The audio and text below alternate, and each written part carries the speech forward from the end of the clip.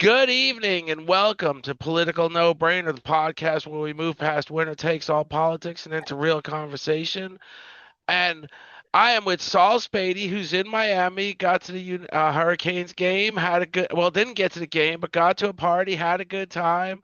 And I want to hear about that, but I want to jump right in to we were just talking about the fentanyl crisis and in Seattle, and he has an initiative that's just an incredible idea. It's a tough choice, it's a tough policy, but it's a necessary policy. Like Saul just pointed out to me before we started recording, these there are people ODing and literally near death, and they are revitalized by the fire department, by the first responders, and then sent back on the street 24 hours later to just do it again. So Saul's got an initiative to address that, and there needs to be. We're going to talk about his initiative. I'm going to put some stuff out there that I think should be going on. But go ahead, jump right in, Saul. Yeah, it's great to be back on the show. I feel like two, three times I should get a tattoo for each time I come on the Coach No, no, Trippy I'm going to show. send you a shirt one of these days. I got to get some more Uh, made. Hell yeah. But no, the idea is pretty simple. It's built out of, I've been working on homelessness and addiction for almost 20 years in Seattle. It started with a program called No Child Sleeps Outside, where this is a private initiative where we raised $50 million for family homelessness over a decade, raising the number of shelter capacity for families from 100 to 800. But one of the things that I've done over this journey and I've realized is even as we've gotten kids off the street, there's still a lot of adults, addicts, leftover you know, lost souls from the fentanyl and previously before that, the opioid addiction crisis that America's never really figured out. And, we have politicians constantly calling it a housing crisis, building this public housing in Seattle. It's up to $1 million a unit. And then we take an addict that's maybe OD'd 10 times, we put them into the unit. And this is a true story. A friend of mine helps a lot of these people. And one of her friends died in one of the public housing units because, of course, the dealer also lives in the unit. You're given optional rehab to try to avoid going to jail, but the optional rehab gives a lot of freedom, and you might need 6 months to get sober. That's what doctors think you need from a fentanyl and a meth addiction. You might need 6 months of inpatient rehab. And so what happens is we kind of curse somebody to hell and back again, and they can have easy access to the drug, and they die because they actually got sober for maybe a week or two. And the idea that I've come up with, and this polls at 83% in King County, about 60% amongst Democrats, about 80% amongst Republicans. King County is the largest county in Washington. It drives a lot of the vote. And it's not a Republicans fighting Democrats. It's the Democrats agreeing and taking a solution out to the rest of the state. But it's three strikes, so that would be three thefts, three ODs. Public ODs cost the state about $150,000 when we send the firemen out to come help you. And then the last one is, if in some form I think if you're refusing shelter and we offer you shelter, that should be a misdemeanor. But what we're trying to do is create a funnel where after you refused a solution or committed crime so many times because of your addiction, we, instead of throwing you in jail, and I guess this is a form of criminal justice, we give you 6 months of rehab. You can't leave. And I kind of make the joke that this is probably going to be in more of a rural area. You would have housing. Obviously, you would get housing in the 6 months. You would get a doctor that helps you. But there's going to be a fence, and there's going to be a guy named Jim that when I kind of get to the fence and I ask to leave, he's going to be like, well, no, Saul, you committed crimes and this is like not as bad as jail, but you, instead of taking a year in jail, you took the 6 months of rehab.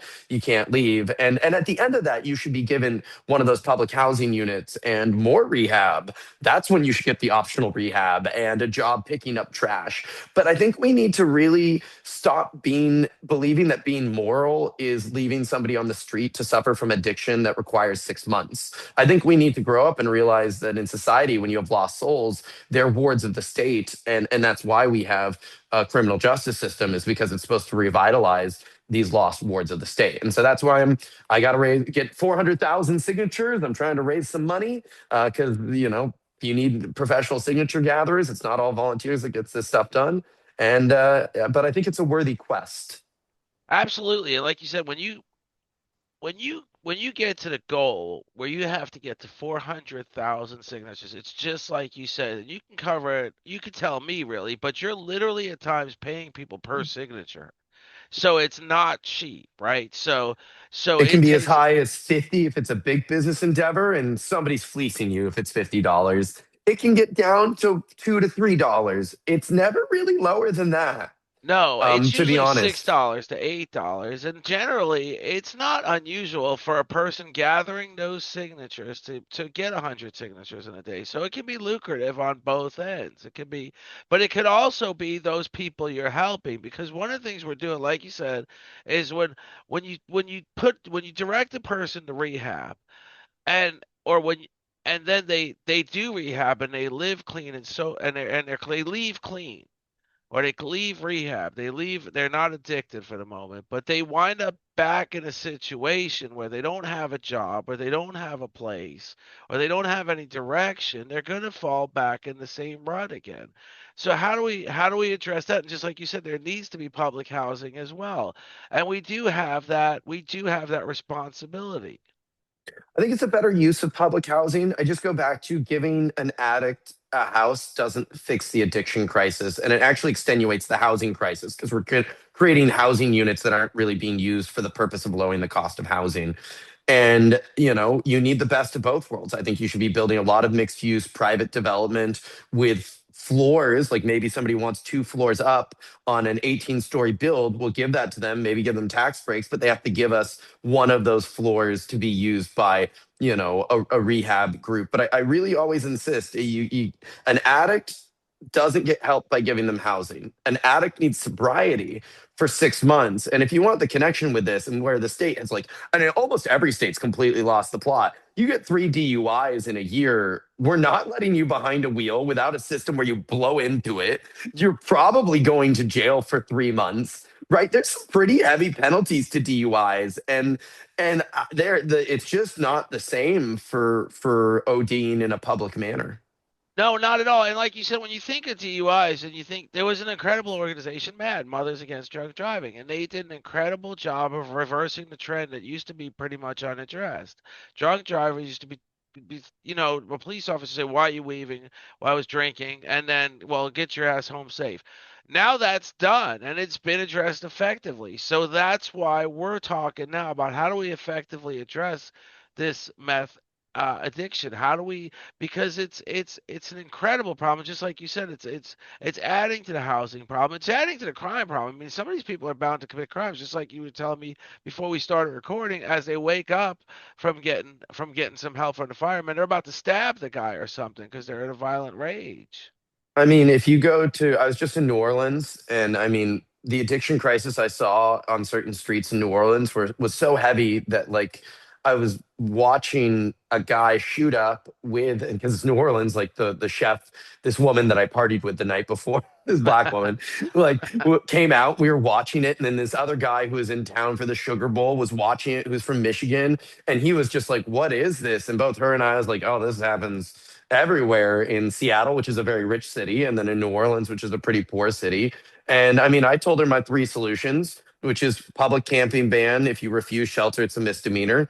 3 strikes, you go to 6 months of rehab. So if you're committing crimes, if you're stealing, if you're refusing shelter, there's this kind of trigger point where society forces you to get sober in a place that isn't on the street.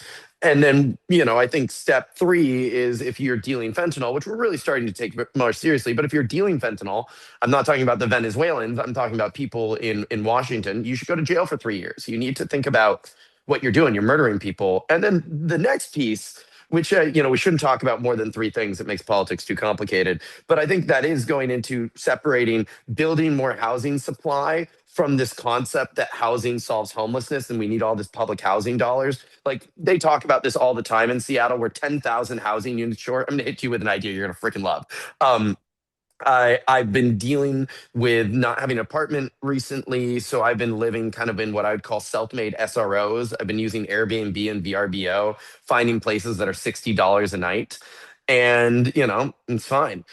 But when you kind of narrow this down, what I'm thinking about was I'm in them is like, I can't find an apartment that's cheap in Seattle to save my life, but I can literally stay cheaper, $2,000 a month for credit cards with no deposit using VRBO, these owners don't want to release the units to a renter because their mom and pop laws are horrible. We're treating mom and pops kind of like somebody with 100 units. So we need to get these units back into the system. Let's take, I don't know, $100 million of our, what is almost like $20 billion public housing fund, and give property tax relief to any homeowner that can prove that they have somebody renting in their house, or at a below market rate, because that overnight would take all those mom and pop VRBO Airbnbs, which you have in Miami, you have in Orlando, you have people that are not actually renting to long-term renters, and they would get onboarded really quickly, right? And that's the problem. Like, we have a new mayor in Seattle who says she's going to build 3,000 public housing units over the next 4 years.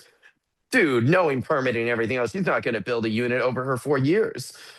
But if she did my idea that I just mentioned, she could get 10,000 low cost renters available. But that's the problem. She's thinking about addicts and trying to create units for addicts versus thinking, oh, I should get the addicts sober and create units for college students. Do you get what I mean? I absolutely do. Yes, I absolutely do. So I heard some great things about the new mayor in Seattle because we just did a podcast with Kevin Howard. He was talking about it. But again, it's like you said, is it reasonable to believe they can accomplish the things they're saying they can accomplish? They are getting elected. There's a new movement. We're seeing some pretty creative, pretty progressive candidates get in New York. There's Mandami in Seattle. I forgot her name. I had it Her right here on name's my Katie Wilson. Katie I Wilson. I am pretty not sure about Katie, but I, Well, my she's last guest, Kevin Howard, was fascinated and said she's going to have great success and she's got these great is he initiatives. from Seattle? Kevin, where is he? It escapes me right now, but he was a great. He's been a frequent guest. He's a good friend of mine. He's actually come down and visited too. I forget. He's from I think he's in Oregon now. He's So in that Portland. area, Yeah, so he's Portland. close enough. I'd say everyone has misinterpreted. So as a local, like, I'm born and raised in Seattle. I personally knew the person that Katie beat, Bruce Harrell. I think the national media is absolutely missing Katie Wilson and trying to interpret her like Mom Donnie West. And it was a different race. Like, that's all I can tell you. Like, politics are different, and it was a different race, and she won because I'm not even. This is going to be a joke, but it's not a joke. Bruce Harrell yelled at a really close friend of mine at a wedding, like the old mayor. He yelled at everybody. He was an Orange Bowl linebacker. Like, he yelled so much that you can Google an article written by his niece, who is a pretty prominent lesbian in the community, talking about how he yelled so much and how she's not endorsing him. And I'm not entirely sure Katie is this incredible Politico movement maker, wave rider, Mom Donnie West. I think she might have gotten like one of the best slates on earth with a really weak candidate that was very far left but yelled at everybody, which Seattle doesn't like. We don't like being yelled at. And then she got Mom Donnie running literally the world's best social media campaign, which made people think she was running a really good social media campaign. But you look at her social media posts, 32, 33 likes. Do you kind of get what I mean? Yeah, It's not I always know what you exactly think. what you mean. And generally speaking, in politics in general, often presidential politics and midterm politics, nobody really wins. Most candidates lose. That's the case where it's not like you said, she didn't really win. It's just the other candidate did a terrible job. Super. I And just want to say this. I did a poll that showed that 73% of people in Seattle wanted 20-story buildings next to the light rail. I delivered that to the main consultant for the mayor with the suggestion that he should use the council he had control of to rezone 5 blocks around the light rail. Well, his opponent was literally running on more density near the light rail. So, like, whoosh, just sweep her rug out. And the consultants team's feedback was, no, this is an election defined by being less Trumpian. We don't want to take action. And, like, we'll do that after the election. And like again, doesn't that just sound like somebody who was given a really good playbook and then was Right. just like, So that was ah, something Kevin fuck had it? mentioned is the fact that they were going to build housing right by the light rail, and it was a very popular initiative. But my question is always, is it really going to happen on her first term? Is any of this going to happen on her first term? She's not going to have a second term. Like at some point, you should have me and Kevin on a podcast with you. She lost her I will, election because he was on a big day fan. one. Right, he She was a literally big told fan of everybody hers. that they should stop going to Starbucks, which is one of Seattle's biggest companies. And like Starbucks might move out of Seattle. If that happens, she's toast. We're talking about losing 4,000 jobs. We're talking about a lot of capital moving, and there's just limits. The tents are already increasing. She's not taking a pragmatic approach like the Portland mayor.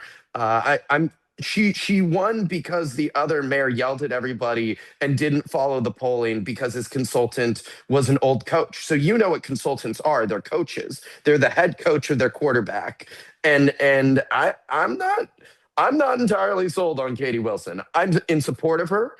She is the mayor of Seattle. I'm going to do everything I can to advance my initiatives, which is public camping ban, 3 strikes you go to rehab, 20-story buildings near the light rail, and I want live music all across the city during the World Cup, which is I'm working on this program called No Cover Show Grant. So it's $5 million delineated into $500 shows that are all free across the And region. that would be great because you would have some great talent out there. That would be Oh, great.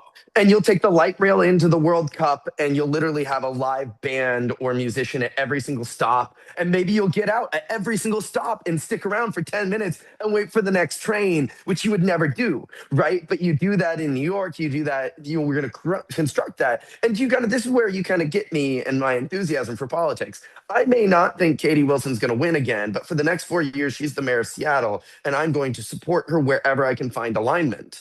And I hope she can have the strength of character to work with somebody who is, if she's a socialist, I'm a pro growth Democrat. And, there's going to be things we disagree on, but I hope to God she can agree on, fentanyl dealers go to jail, 20-story buildings near the light rail, and no cover show grants. And maybe she thinks I'm too harsh for 3 strikes, you go to 6 months of rehab. And that's why I'm just going to pass an initiative so she doesn't have a choice. And that's something you've worked on. Like you said, when you go to ChatGPT and you look up Saul Spady, it's something you've been working on since a kid. These initiatives that you've worked on since a child, like you said, as a child, you were packing envelopes, and your parents were pursuing in Seattle charter schools, and they ultimately prevailed. And I am a huge advocate of charter schools. I love them. I had my kids in private school, could no longer afford it, got them into this incredible charter school. It's a great system, and they're turning out to be great students. And I just can't imagine not having that as an option when I was in the trouble I was in financially. I couldn't afford the private school system, and our public school system wasn't all that great with the options we had. And so that's just something I am a big advocate about is initiatives. It's great to run for office, it's great to win, it's great to make promises, but can you fulfill those promises?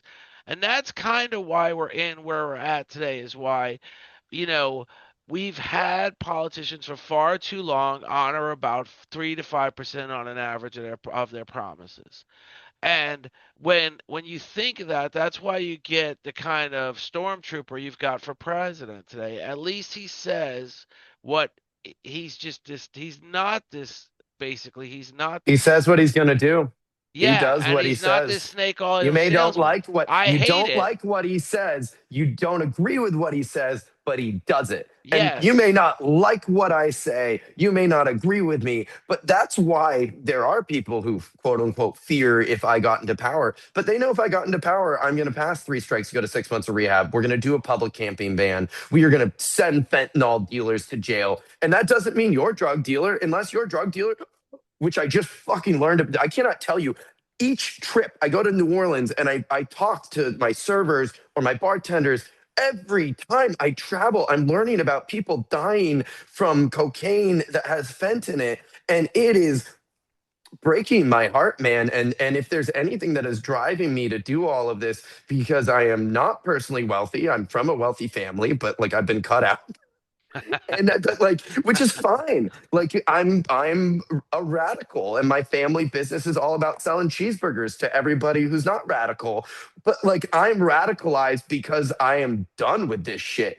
And at a certain point, my consultant hates that I'm about to say this, but I believe this so strongly. I'm going to run against Pramila Jayapal, and my promise to my donors is I'm going to give her the biggest threat of her life. I'm not sure I can win, but if I pass three strikes, you go to 6 months of rehab with my team, and all the politicians across my state that support it win, and I lose by one vote, I'm going to cry tears of joy because that is winning. And I don't, if you're a donor and you don't want to donate to my campaign because I haven't promised you that I can't beat one of the most powerful people in US Congress, but I've given us a secondary win, which is passing legislation without the desires and needs of these stormtrooper politicians that just kind of like take the instructions and pushing the envelope down the field. Like, we have to start not making everything a Hail Mary, and we have to find a 6 yard option that actually makes America a better place.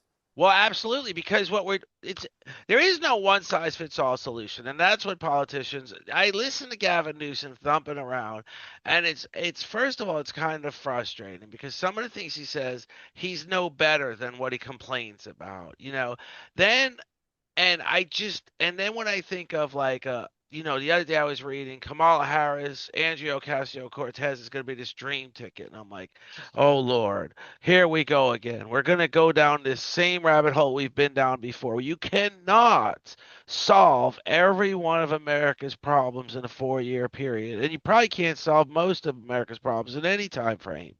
There is things that need to be done on a small scale. It's just like you said that you can. I keep talking about the one thing I want to accomplish in this life, and that's just kids villages for kids timing out of foster care. Right now we have kids timing Oh, out a of foster. foster care solution you and I came up with last time, which is Yeah, 4 years of college, four year in a or trade home, school. in a Yeah, four home years of with a home. apartments. Yeah, Right. all of it. Like, And you're a ward of the state. It's a full ride scholarship to UW with dormitory. It's literally what my dad got for being a good debate kid. My dad got a full ride scholarship to ASU, like a football scholarship, where it covered his housing, it covered his tuition, it covered his room and board.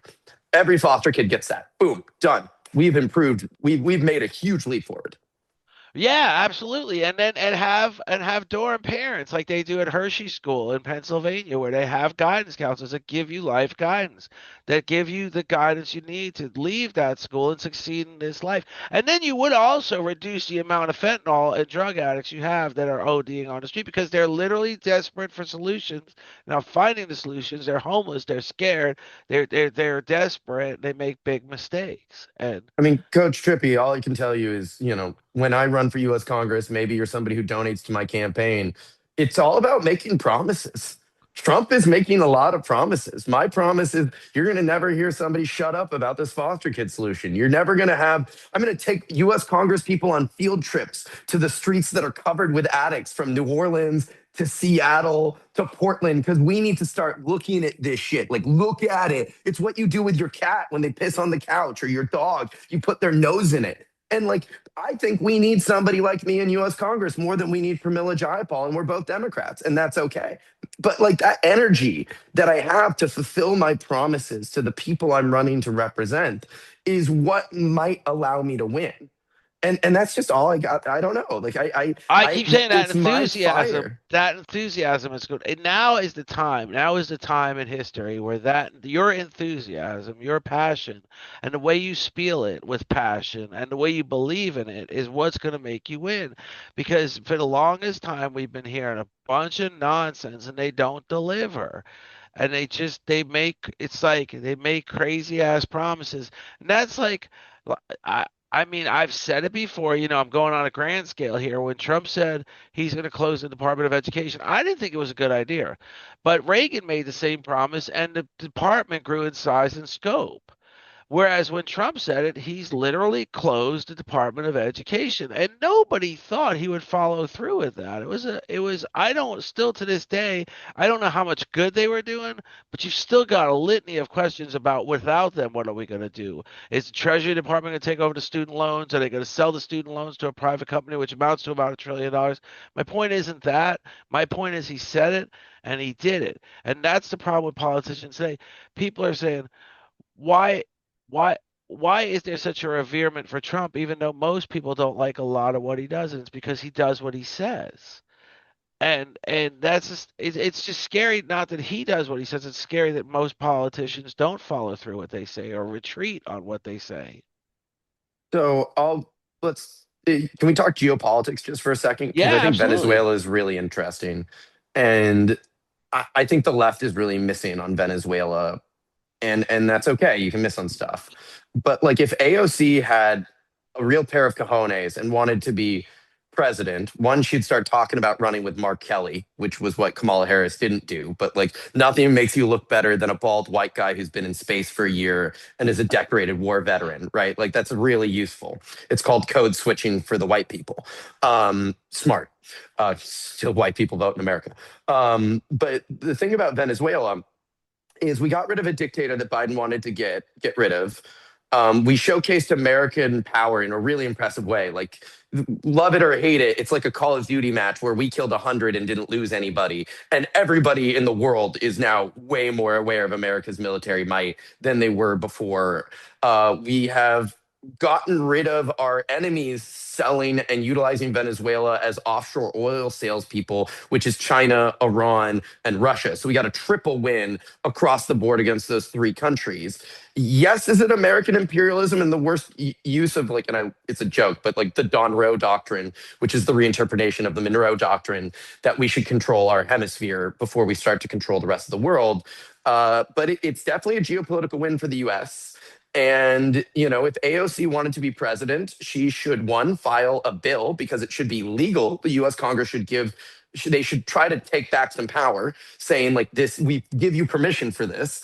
But then she should also file another bill, very hilariously, and package them together that says, let's take 30% of the profits from selling Venezuela's oil and give America free healthcare. Well, I mean, and that the thing Because why? is, Well, if we're going to be imperialists, let's have good healthcare, right? well, the thing is there's always this impression that we give off that we didn't do it for profit, when in fact we very much did do it for profit, but we can't say that. So when you say, are we gonna somehow they're gonna retrieve some of the profit? It may not be in legislation where it literally says a percentage, but they're gonna retrieve some of the profit. One of the things that I was concerned about, because this is nothing new. I mean, Bush went in and took Noriega out. I mean, Reagan invaded Grenada. We invaded Iraq. And something today, I was just watching Trump saying when he was going to the helicopter or something, he was saying, somebody said, why are you supporting Maduro when actually the other person is really Venezuela really wants? And he said, well, he made the comment like when we were in Iraq and we put Paul Brennan, the civilian leader in charge of Iraq, Paul Brennan fired everybody, generals, police, and that's how ISIS came about. They were suddenly unemployed and disenfranchised. So we do need to be careful with the imperialism of taking over countries. I hope he's more careful. It's done now. We need to be, but to think, I mean, it just needs to be handled correctly at this point. If we've gone this far, we need to handle it correctly, because if we turn Venezuela into a situation like we did with Iraq, where total civil war occurs for the next 20 years, that's going to be a problem too. I think it's a little different. I was hanging out with a and you know Venezuelans, they're all over Florida. So you can have, Right. you and I are really blessed. We can actually go out and, this is anecdotal, but we can gain anecdotal knowledge talking to a Venezuelan expatriate that fled Maduro's terror, like I was last night with my friend who's an art dealer out here. And she was telling me, one, she's fully aware, like we've replaced a dictator with US control. Two, she also realizes they haven't really removed the power structures are there. Three, she's afraid that she might get deported, right? Like this might lead her being sent back to Venezuela because, and that's not really what she wants because she can't get a green card, she can't get citizenship, she's in this weird political asylum space. But four, she understood when I told her, I was like, as an American, if I take off my being your friend and liking Venezuela, like your oil's really valuable, not in Russia, Iran, and Cuba's hands. I think we should give everybody healthcare here with it. And she was like, I get that. It's like you just gotta have honest conversations, and people are just being too crazy. And the left, they fall into these traps with Trump. Trump derangement syndrome exists on both sides. It's somebody being like, everything he does is awesome. But on the left side, it's their inability to understand that geopolitics has more depth. And I think citizens deserve to hear options. I think the left should offer controlling Venezuela's oil and giving us health care. Every American should have catastrophic citizenship. Sorry, not catastrophic citizenship. Every American should have catastrophic insurance. And then you can upgrade it in Obamacare. I mean, that's not. There's a lot of Venezuelan oil that we can make money off of. What's so wrong with what I just said? Like, am I going to be thrown out of the Democratic Party now? Yeah, you will because they are so often Democrats are extremely close-minded. So you're not gonna be the one that's gonna be really revered by Democrats. That's the problem is. And then when you get into the Trump dilemma about, like you said, some people just hate him. I've always said he could, and some people just love him. So I've always used the analogy he could literally jump on the Resolute desk, take a shit on the floor, and people would say it's just brilliant. It's diplomacy. It's art, baby. That's art.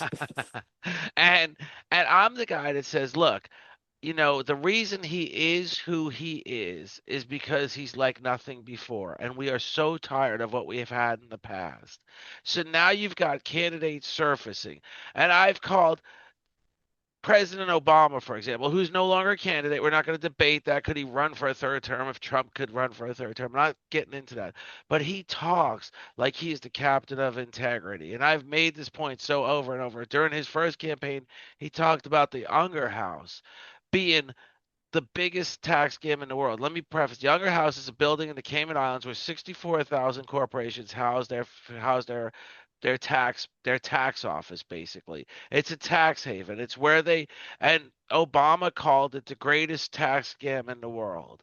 And yet he put Timothy Geithner in charge of the Treasury and then Jack Lew in charge of the Treasury, who basically was like putting the fox in charge of the hen house both times. Nothing got fixed as far as that huge tax scam.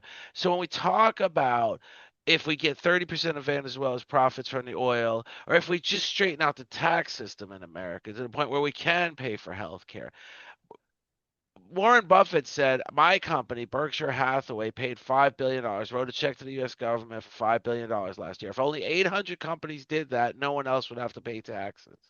But how do we fix the tax system? And it's just screwed. I mean, when you've got companies like Apple who are paying very little taxes and have nearly $1 trillion in cash, how do we get to that point of how we Well, let's talk about that for a second. All of the cash in Berkshire Hathaway and Apple, my friends in this will gain me back Democrat points. I have to say something more aggressive. I actually think we should be taxing cash reserves that are above $500 billion because it's not trickle down economics. Then all of this was argued that this money is going to be returned to the system. What better argument that the money isn't being returned to the system than the trillion that Berkshire Hathaway has in cash? And I mean, if you want to make a stock trade crypto person lose their mind, tell them that idea.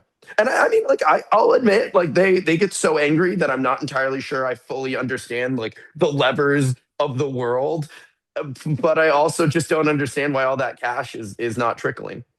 No, it's not. It's just sitting in banks.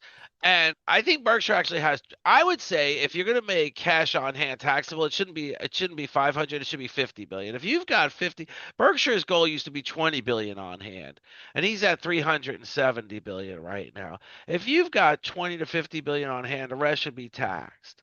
That's I just mean, I that totally simple. agree with you, man. Like, this is No, why I think we have a new era. Like, why can't you be for a public campaign ban, three strikes, you go to rehab, a tax on cash reserves, using Venezuela's oil money for free healthcare? Like, do you kind of get like the nice thing about Trump is it allows the field of battle allows more radicalized people like me to enter the middle and present a potpourri of action that we can take. Absolutely, because it's about swinging the back hard. It's about swinging the bat harder than anybody ever has before. Yes, you're gonna hit a lot of strikeouts. You're gonna hit a lot of strikes, but you're also gonna hit a home run here and there. You're also gonna hit a high note here and there. You're gonna. What we've been doing is secretly keeping everything. Well, Democrats and Republicans work hand in hand on this stuff. When you had the government shut down for 45 days and Democrats were saying, we're holding out, we will not give the president his continued resolution. We want Obamacare subsidies back. Keep in mind, Democrats folded like a house of cards when businessmen got stranded at the airport. When wealthy businessmen, wealthy voters, wealthy donors got stranded at the airport, suddenly they made an agreement with the president and they did not get the subsidies back. Ultimately, exactly what Republicans said they wanted, they got. They got the government open, and then they resolved the subsidy, the Obamacare subsidy after the fact. So Democrats are not really good at playing the game, and they're not really. I personally don't think they're for us. I think it's just like you said. I want an enthusiastic Democrat that says we're going to do this, we're going to do that, let's do it, and do it. Follow through with it when you're in office because I believe this is your opportunity to win. This is a really important metaphor for anybody who's hearing me or listens to this one day. Politics isn't boxing. We're making it seem like boxing, and we always use this metaphor of like Trump punches AOC and then AOC uppercuts him back. I would actually say politics is more the gentleman's game of tennis. And, it's a hard forehand. And, we've now taken over Venezuela and we have their oil. How does AOC, drop a slice back down the sideline? And I think that's the offering to use Venezuela's oil for universal health care and actually giving, the president acceptance by through Congress and the Senate. And doing that would, even if she doesn't pass it, it now puts the ball back in Trump's court and puts him in a weird space where, like, what is he going to tell us that none of the American people get to get health care from these trillions of dollars that he's like, where we now get to ask the question, where does the money go? Right. And you know what's funny about that is it's just like that metaphor you just used. When you think about the where we how we got to today is simply for 40 some years and we again it's like a metaphor. There was Joe Biden, there was Ted Kennedy, there was John McCain. Especially in the Senate, there was a give and take, just like you said, where there was this. So you grew the entitlement programs, you grew all these programs, and Republicans got a lot what they wanted, all sorts of tax breaks for the rich and all sorts of spending on the military. But then where the inflection period came, where the problem came, was that Obamacare. Well, that's when the work together went away. The Affordable Care Act was really a point of contention for Democrats because it wasn't just that. Where Democrats went, as far as Republicans are concerned, where Democrats went too far is the expansion of Medicaid. They expanded. They made the biggest expansion of an entitlement ever, and Republicans said, "There's no more. We can't work with these guys no more." And then you've got this friction. We need to get back to working together, but we need to stay with the hard-hitting solutions, like you're proposing, like Trump sort of does. He throws out some Like crazy. Mom Donnie does, man. Mom Donnie and I, he may, like I always say this, he may, and he's the one I respect. I like Katie Wilson. Shoot, I shouldn't say that. I respect Katie Wilson too. She's the mayor of Seattle. I'm on her team. But like Mom Donnie ran one of the most incredible races, and he acted like Trump to the left, proposed a lot of these radical solutions, talked about lowering the cost of shawarma from $10 to $8, and told that story in 60 to 90-second tidbits that got out there and was so effective that he helped somebody who I don't think was as good at social media like Katie Wilson get the victory too. And that's a great leader. Somebody who can carry the entire squad Right. is very impressive. And Mondani proved that. I think he really did. But what he needs to do now is he needs to stay with his. If he retreats, it's going to look like every other politician. That's one thing Trump doesn't do is ever retreat. I don't like him. I've said that. I don't like the way I don't like his policies. But he never retreats. He continues on this course of banging heads with Got everybody. bases on Greenland today, and he's calling it owning Greenland, and it's not owning Greenland. It's just a great Well, and expansion of what they he really wanted, which was American military controlling right Greenland. because strategically it's valuable. But and then the thing was is I I don't agree with invade what we did in Venezuela. There are Venezuelans, like you said, I talk to them all the time, who are so glad Maduro's in prison, that he's in prison now, and they're so, and they feel like, I just want to know, ultimately, you can literally return to Venezuela and the country not be in total disarray after this, but we'll see how that goes.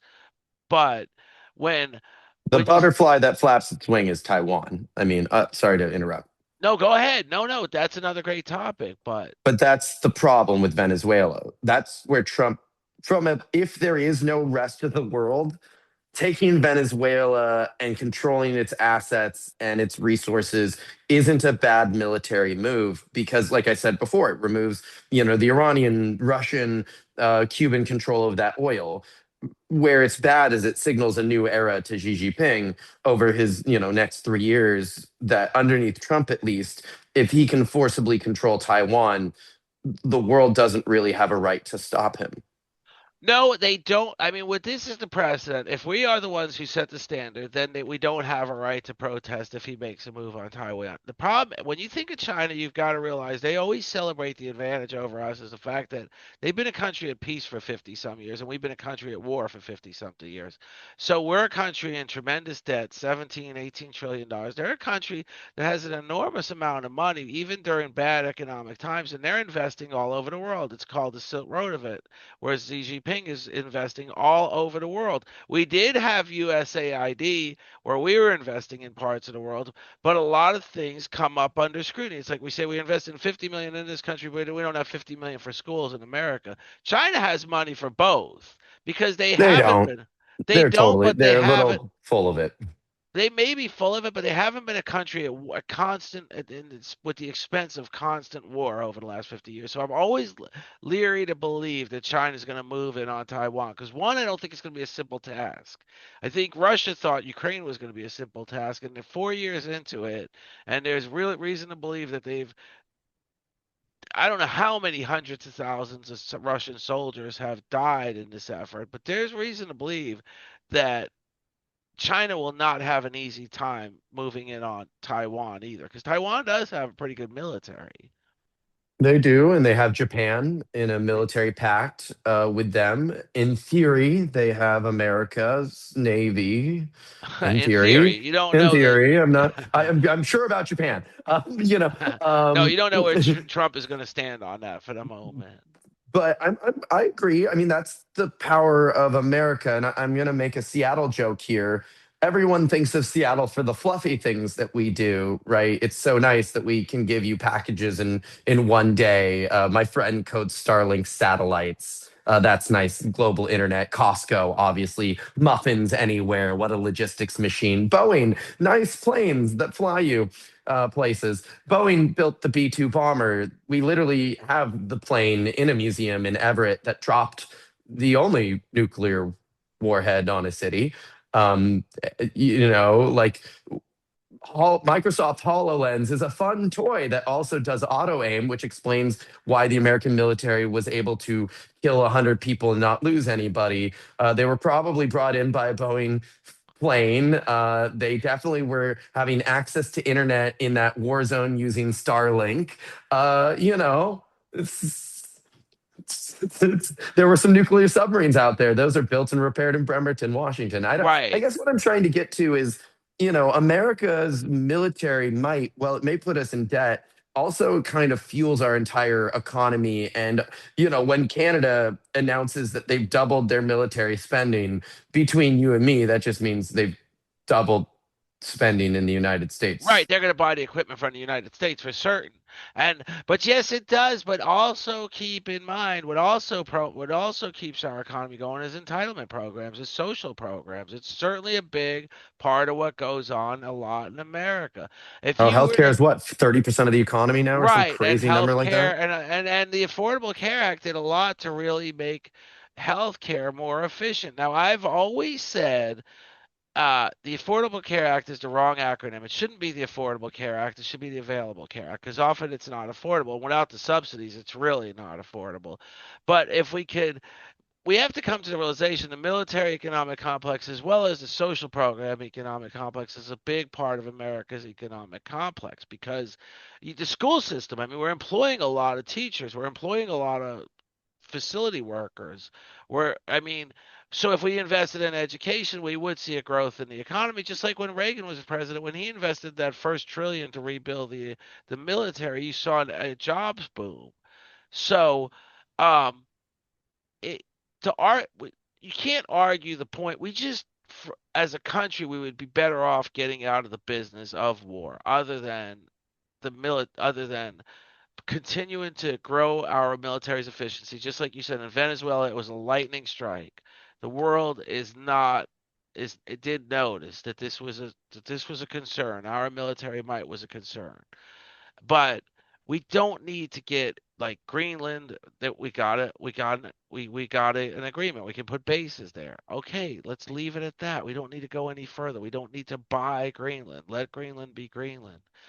And just as from a strategic standpoint, bases will facilitate that strategic concern. So but the other, really, I keep saying this, that if we invest huge in education, which I agree, I think you believe in, we would see an economic boom from that as well. Yeah, but it has to be in the, so this is where I struggle with the teachers union, and I understand what they exist for, but they exist as a collective bargaining group for teachers. The teachers union spent hundreds of millions of dollars vilifying and attacking my family for wanting to do charter schools. And all charter schools do is return some of the power to parents and allow people to make slightly different schools that literally lose their charter if they're not successful. So they actually have a failure system, which is good. You don't want bad schools.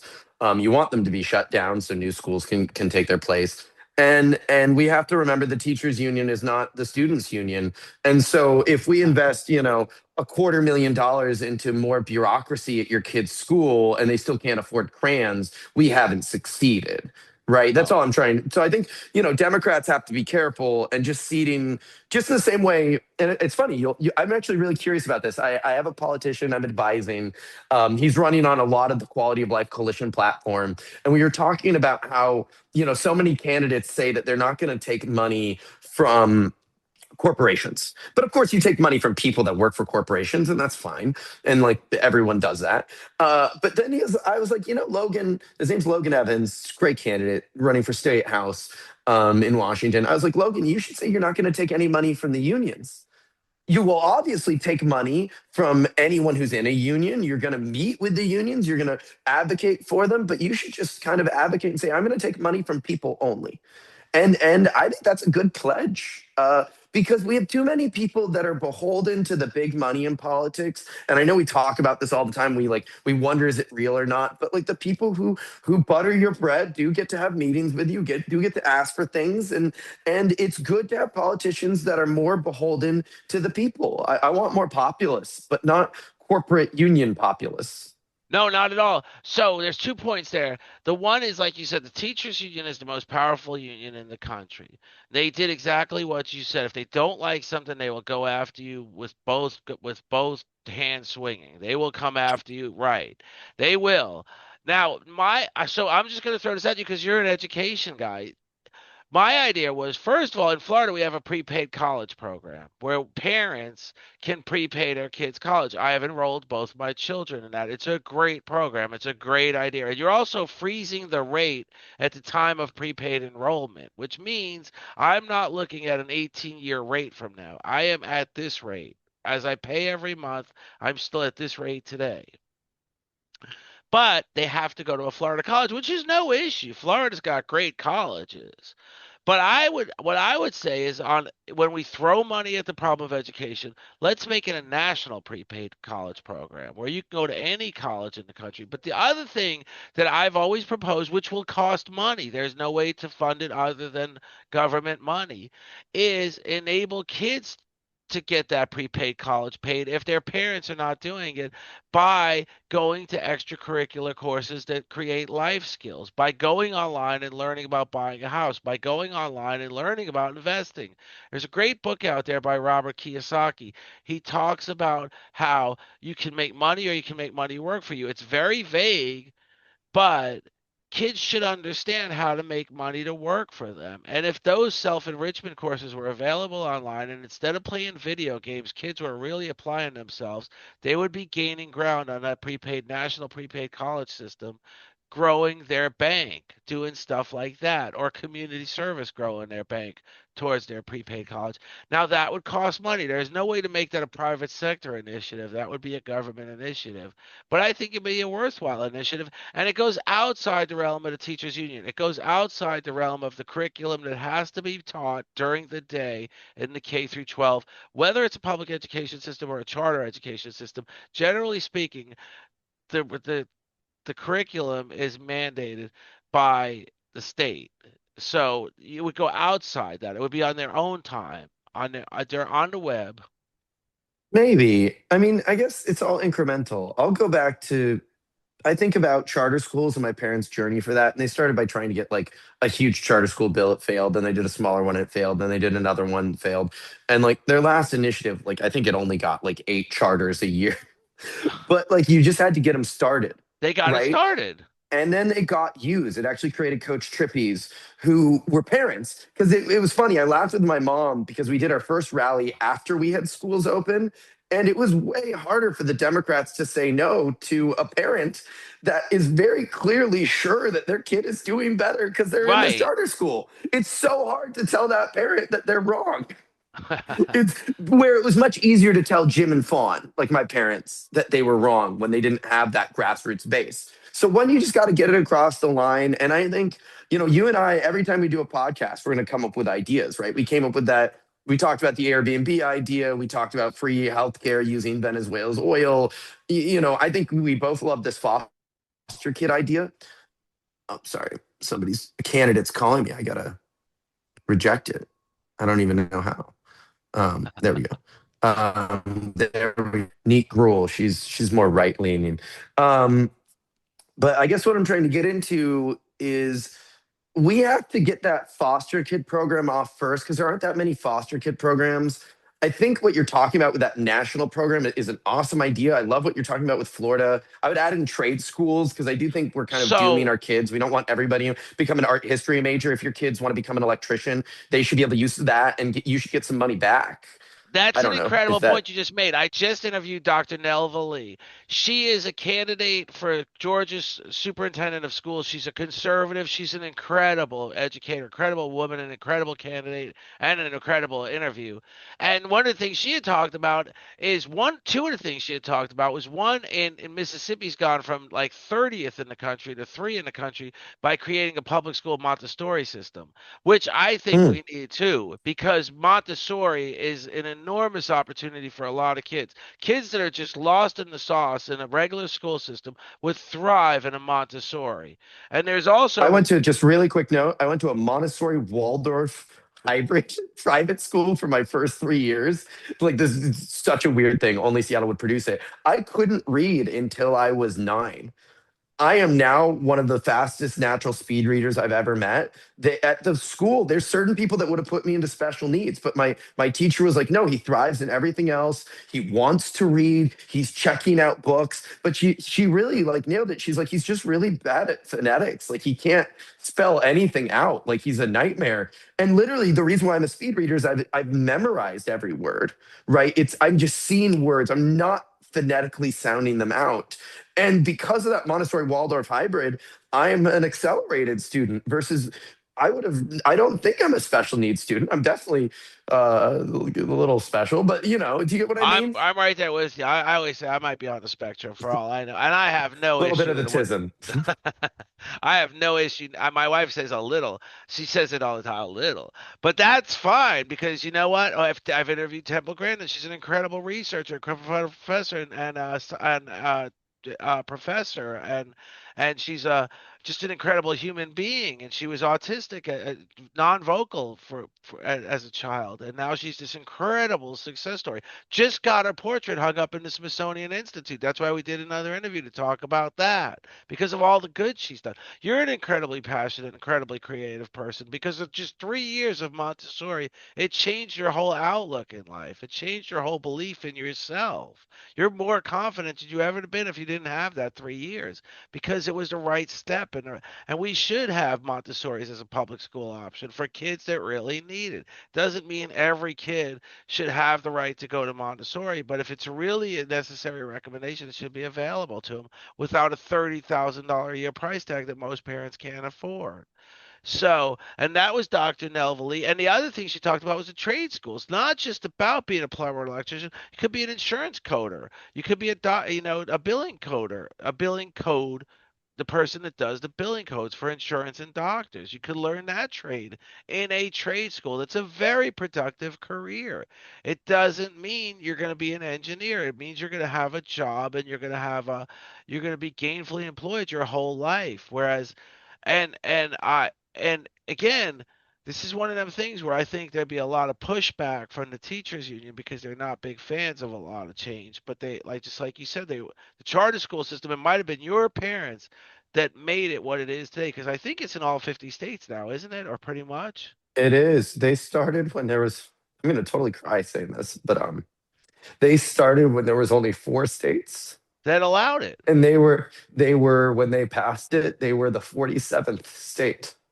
right? Um, I my parents, I watched them win an award 4 years before we succeeded, called the Persistence Will Pay Award at a National Education Association. The one of the reasons why I'm so passionate about political strategy is uh, I don't have the time that my parents had, and I don't have the money my parents had to fail so many times.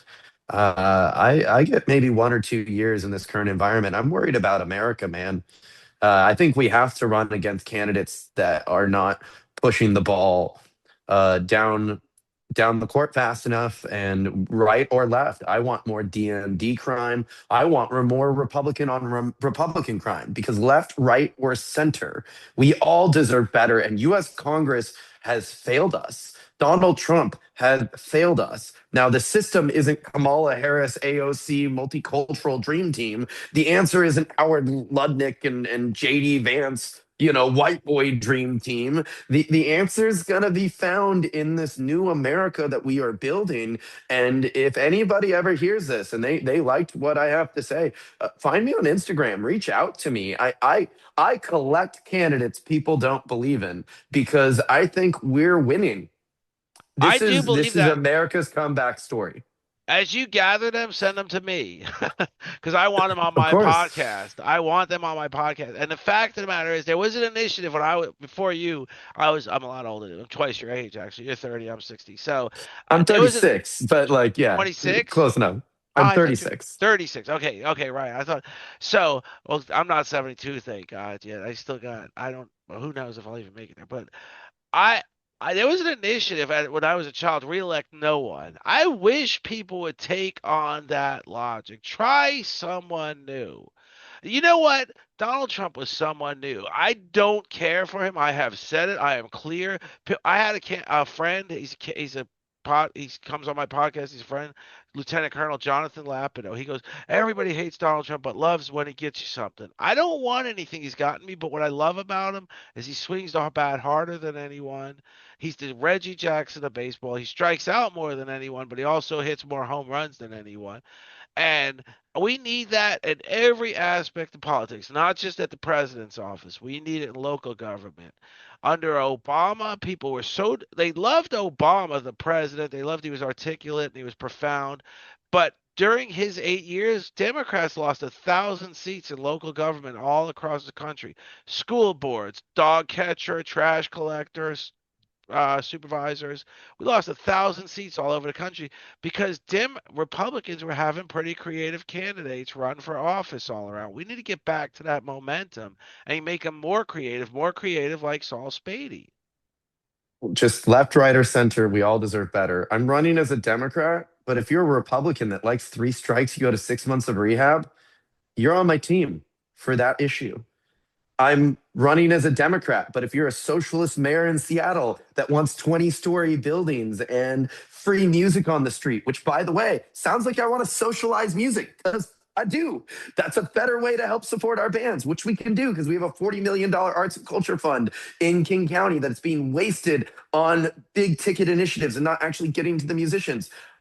I'm going to work with the Democratic Socialist, right? If AOC and Dan Crenshaw want to legalize mushrooms because we should, do you kind of get this new No, endeavor and I trying to go? agree It's 100%. action oriented coalition building where you're right. I am not going to agree with Amanda McKinney, who's running for U.S. Congress in Yakima and has every endorsement of every single major Republican on 90% of things.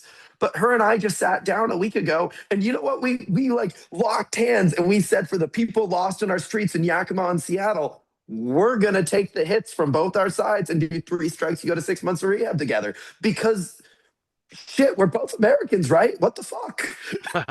Right. And there was the term Reagan Democrats. There was a lot of Reagan Democrats. He was a popular guy. There was Reagan Democrats. It's still that term exists today. I mean, there is no longer a Biden Republican. There is no longer a Trump Democrat. Uh there 20% of the people who voted for Obama voted for Trump. well, that is How did that actually happen? that's very true, but there again there's this there's a lot of disdain for what happened. First of all, Joe Biden should not have ran again. When the That White was House, hubris. That was hubris it of an shouldn't have been old allowed man. I hold the whole Democratic Party accountable for that decision, other than myself, because nobody asked me. But I hold the whole Democratic Party. When the White House explained Joe Biden's performance at the debate, well, after 9 p.m. he's spent, was essentially their explanation. Well, I want to make it clear to you, Mr. White House, Mr. Spokesman, at 10 o'clock, he can get alert that something just happened. At 2 a.m., a nuclear bomb or a nuclear accident could just happen. We can't have a president that can't do anything after 9 p.m., including can't form a sentence. This is an issue. This is a concern that you should have been aware of before you made him your candidate for the Democratic Party. And Donald Trump played it like a showman. He said, "I don't even know what he said." That's one of the things, like in his humblest moment in his life, he said, "I don't even know what he just said." And nobody knew what he just said. Well, that's the problem. I mean, that's the problem is you allowed him to be candidate. And then you gave Kamala Harris 90 days to create a whole national campaign. She kind of did it, but what did she do? She didn't explain herself in any way. Nobody knew what candidate she would be.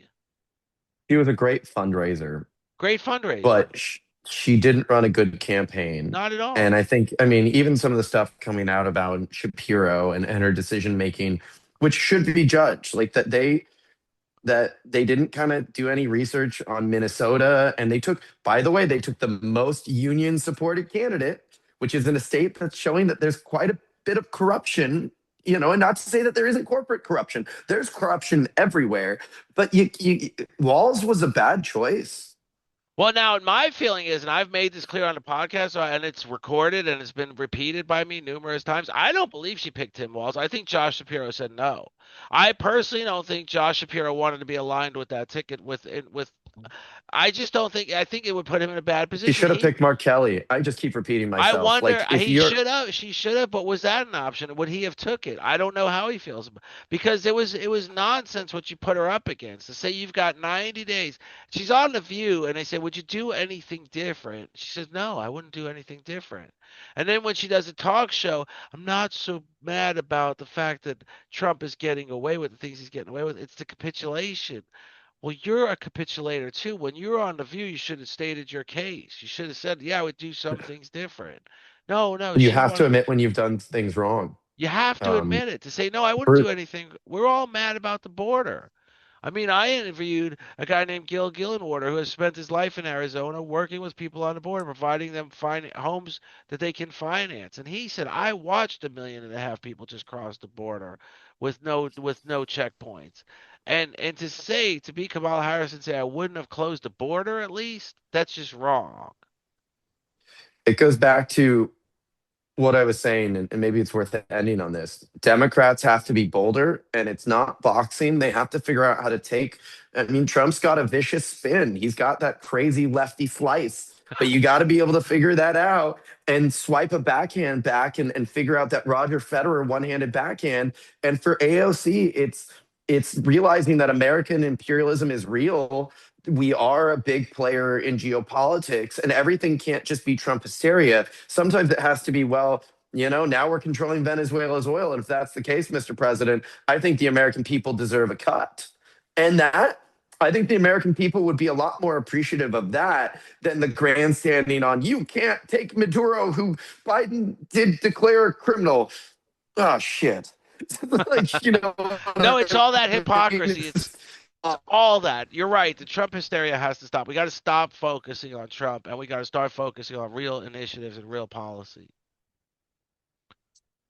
If it's not America first and you don't like that, which honestly, it's a good slogan. The Republicans are so good at slogans. It's got to be America focused, right? And you can get them by saying they're not America focused because they're just taking Venezuela's oil to enrich rich people, and no one likes that. But Americans would if we got it now, why can't we be enriched? The Democrats need to start thinking about how us being such a successful business and incubator of global power should just at the very least trickle down to Americans. And instead of saying, when I get in power, we're going to give all the oil back, which is stupid and would literally help Russia and Iran and China, say that you're going to Well, yeah, us. at this point, maintain the fact that we're going to stay involved. Yeah, I totally agree. If there's some kind of profiteering, why not at this point? I mean, I agree. I mean, to just be the everything Trump is bad, everything Democrats propose is profound and wise and high in integrity, and it's just not. Simply not. A lot of the Gavin Newsom campaign, and he's thumping around the country with all these articulate statements, and it's like I'm not impressed. We're not that impressed with Gavin. We're not that impressed with Kamala. I'm pretty impressed with AOC. I just think she needs better strategy when it comes to geopolitics and the economy. I'm really impressed with Mondani, who, by the way, seems to have Trump on speed dial. I'm not entirely sure I'm impressed with Katie Wilson, but I'm she's my mayor and I'm a Seattleite and I'm going to help her where I can. Do you kind of get what I mean? And Yeah, I repeat myself all the time, but I also have that coach mindset. Coach is actually, this is Trump. Trump's actually a good coach. He repeats the same shit over and over again because your offensive linemen are dumb, not dumb. They're just cerebrally in a pretty intense place. And, they can't have too much shit up in their head. They need to be focused. I completely agree with you. And what the other thing I agree with is I love the idea. We're going to end on this, I believe, because me and you could talk for the next 3 hours, but I want to do it on another show. I want to get Kevin on because Yeah, I let's want. do that. That'd be so much fun. Oh, Portland, I'm Seattle. gonna send him a link to this. This will be out. I'm gonna send him the link, and I'm gonna say Saul Spady and Kevin Howard need a. We're gonna do you two together, and I'm gonna be right there with it. And I can toe the line both ways, so I can go either direction. So it'll be a lot of fun. Yeah, I So look forward to it. What do you want to end it on? I want you to end it on. I want you to be. You're the guest. I want you to spiel everything you're working towards. I want you to end it. I'm great with just saying You, this has been the political no-brainer podcast, and you know, keep it simple, stupid. Like it's a no-brainer, but I've been trying to build this bridge and I'm literally working with somebody in Pennsylvania who's got the big donor. I've got somebody in Arizona who's just really passionate about three strikes, you go to 6 months, and we want to run that there in 2027. I have me in Washington and all these different politicians and people I'm dealing with on both sides of the aisle. And we were struggling to get our pitch dialed as a pretty every team's made up of a lot of different people, and that's where coalitions fall apart. And I got frustrated, and I had to take a break and sit things out. I didn't act professionally on our calls, and I had to really like figure out why I was getting pissed. And we kept on talking about candidates and left or right or like who does the right leaning stuff and who does the left. And I finally was like, it doesn't fucking matter. It's no, just the issue of three strikes, you go to 6 months of rehab, and we're gonna have people on the right, we're gonna have people on the left, and like honestly, we don't even know the damn candidates. They're gonna come to our banner. We're putting a banner up, and they're gonna come to us. And that was a big moment of just realizing sometimes your movement isn't settled on like it's not about Saul Spady or the candidate in Pennsylvania or Amanda McKinney running for US Congress. We're all important, but what matters is our shared goal of making this happen. And I hope whatever you're doing out there, Find that focus, find that issue that is broken in your community. And instead of asking whether somebody supports Trump or likes, Gavin Newsom, ask them if they will help you get what you are working on done. I love that. I love that. Let's just. Do you agree with this one initiative? Whether you agree with me as the candidate or not, do you agree with this one initiative? Will you help me with this one initiative? That's all I want to hear. You may disagree with me on another point. It doesn't mean you can't help me with this one point. And I may help you with a point that I agree with it. I agree with it. You're just like I have. I don't know that I'll ever run for office again, but I do know that I will pursue the things that are important to me. I always point this out, and like one day I'm going to file, and people are going to hear about me, and then opposition research is going to happen, and they're going to search and find the podcast, and they're going to find all the mess ups I've done in here. I hope to God people on the opposition listen to this podcast. I hope you found what you were looking for to roast me because I run my mouth. But two, I hope you got to the end and you listened to this. And whether you disagree with me or you agree with me, I hope you learned something and became a better player as a politician or a politico in whatever staff position you're on. And that's the joy of coaching. And people laugh about this all the time. Consultants on both sides of the aisle have secret friendships. Coaches in the NFL have friendships. We're all in it to make you better. And even if you're better on the other team, if you're a great coach, that should make you happy. Yeah. And it makes everything better. Absolutely yes. It makes if you're a great coach, if you're a great mentor, if you're a great teacher, if you're a great person, you're making the world a better place. Whether everybody agrees with you or not, you're doing a lot of good. Hell yeah. I love this podcast, man. Thanks for always, I'm gonna well, have not you always, back. but I thanks for told you bringing the me next on. one's Yeah. gonna be with Kevin. I absolutely love our conversations. I love it. I'm gonna have you back with Kevin because that's just gonna be a great conversation because he is an enthusiast of Katie Wilson. It's Katie Wilson, right? Yeah, he's an enthusiastic Katie Wilson supporter, and I'm probably Fifty Katie percent Wilson there. waiting for her to prove to me she can do all of it. But again, I am so excited about 20-story buildings near the light rail, and I think she's going to work with me on my music initiative. And if she does those, she might get my vote when she runs again. And that's how you become a better politician. Because don't judge me, Katie. You didn't get my vote last round, but it's up for grabs always. And You're you the win people's vote by helping them get the things that you care about together through the field goal. You earn their votes. Absolutely. Saul Spady, this has been wonderful. We will be in contact. I got your number. I got your email. Believe me, you'll be hearing from me. I'm going to get Kevin on. And if you're available, maybe in a week or two, we'll do it. I want to do it right away. Yeah, whenever. I'll see you later, and one day I'll be in Orlando and we can actually get We drinks. could actually, yeah, I was coming that way and I was like, tonight I can't. I got it. But I am My looking Florida's a forward to big it. place. People don't realize Yeah, Orlando and Miami halfway not was next two to and a each half other. hours. It was 5 hours. I'm like, I can't do 5 hours today on the road. I can't. But we are going to get together. Saul, thank you so much. Saul Spady. And this is Political No Brainer Podcast. Talk to y'all soon.